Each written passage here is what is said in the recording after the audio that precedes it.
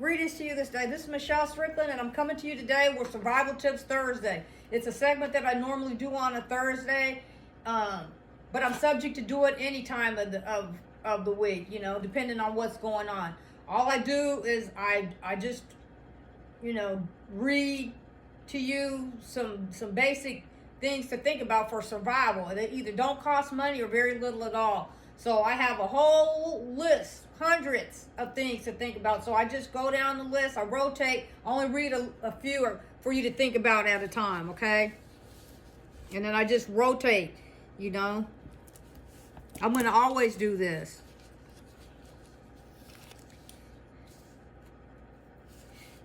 Basic sewing and mending. It allows you to repair clothing and gear to stay warm and dry. Rope making. Creates a strong, versatile material for various survival needs. Back when I was in elementary school, they taught us how to do all that, and I forgot. But at any rate, I wonder if they still do that. Weaving, fiber crafting. Useful for creating containers, traps, and tools. We used to learn how to do stuff like that, too, especially in summer camps. I wonder if they still do that. Basic carpentry. Helps in creating structures and tools from available resources. We have classes once you get in the upper levels for that. That wasn't my thing, but it's good to know some basics, Basic plumbing knowledge. Assist in finding and purifying water sources. That's very good. Everybody said when you get a piece of little extra money, stock up on water. You should always keep you some water if you can. Vehicle repair. If stranded with a vehicle, this skill can be a lifesaver. I would be in big trouble, but it's good to know the basics.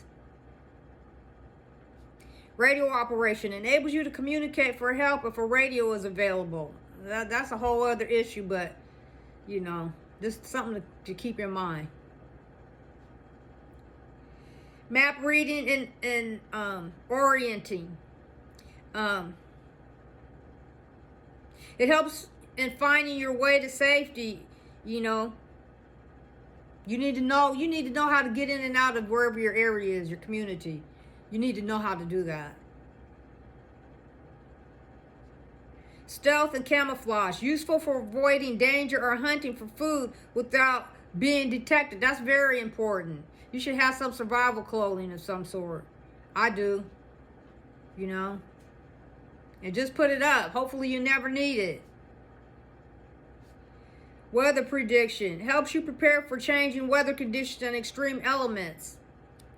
And where I'm from, in the Midwest, the plains of the Midwest, we grew up, looking at Farmer's Almanac, and it gave you weather pattern forecasts, Was it exact? No, not every day, but it was close, because there's weather patterns most of the time. We can't, sometimes, stuff happens, there's a forecast, but at any rate, solar steel construction extracts water from moisture in the ground, essential in arid environments. I came from one of the best places for anybody to go to a public school in probably the world, one of the best places in the world. And so I'm thankful for that I had that opportunity to be raised where I'm from. It's very enriching. Very enriching. I'm from Iowa, and it's very beautiful. And I'm thankful to be from there. Basic electrical skills. Useful for repairing or creating simple electrical devices. I suck at electronics, I can do like basic stuff, but you got to be real careful with that. I was working behind an engineer, helping him. He told me what to do, and I would do it. But that's not my thing, but I can assist if I had to. But you got to be careful dealing, especially with electrical systems. You got to be careful. Electronics too. Just know some basic things, Just have an idea about stuff, Mechanical skills can help you make basic repairs to equipment and tools.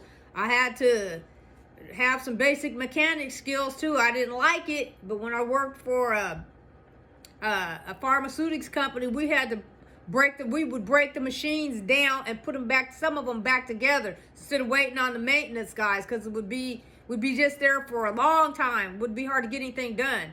So we would just put it back, we would fix it and put it back together. So I had to do that. It's not my favorite thing to do. I don't like that kind of stuff, But just have a basic knowledge and understanding.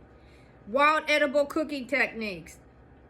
Everybody should, you know, even if you're in the city, if you have to go, you might have to, in order to cook or something like that, you might have to go outside your building or something if you don't have no services and cook you something. So be thinking about stuff like that and what you have in your area that you can forage, you know, if you had to. But think ahead. That's why I always live near some water, because if I had to, I'd go fish, you know, live like that.